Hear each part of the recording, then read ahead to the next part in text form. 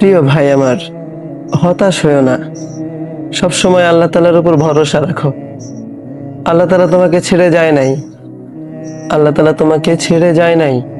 তুমি কত গুনাহ করেছো। গুনাহ করতে করতে তুমি পুরো পৃথিবী ভরিয়ে ফেলেছো। পাহাড় পরিমাণ গুনাহ করে ফেলেছো।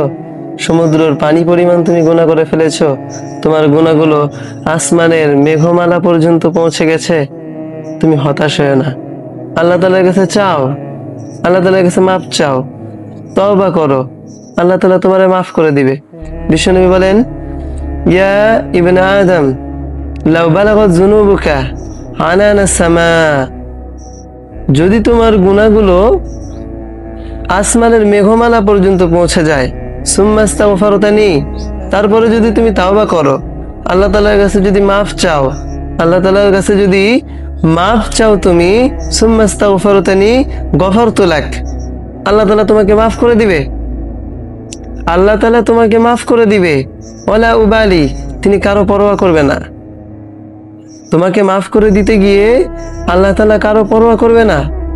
তুমি শুধু মাফ চাও, আল্লাহ তাআলাকে বলো, সিজদায় লুটিয়ে পড়ে আল্লাহ তাআলাকে বলো, আল্লাহ আমি ভুল করেছি, আমারে মাফ করে দিন। আল্লাহ, যে ভুলটা করছি এটা আর কখনো করব না, আমি তওবা করছি, আল্লাহ আমাকে মাফ করে দিন। আল্লাহ আপনাকে মাফ করে দিবে। আল্লাহ তাআলা আপনাকে মাফ করে দিবে, কারণ আল্লাহ তাআলা আপনাকে অনেক বেশি ভালোবাসেন।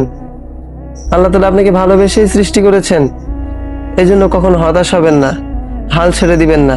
আল্লাহ তাআলার উপর ভরসা রাখেন, আল্লাহ তাআলা আপনাকে মাফ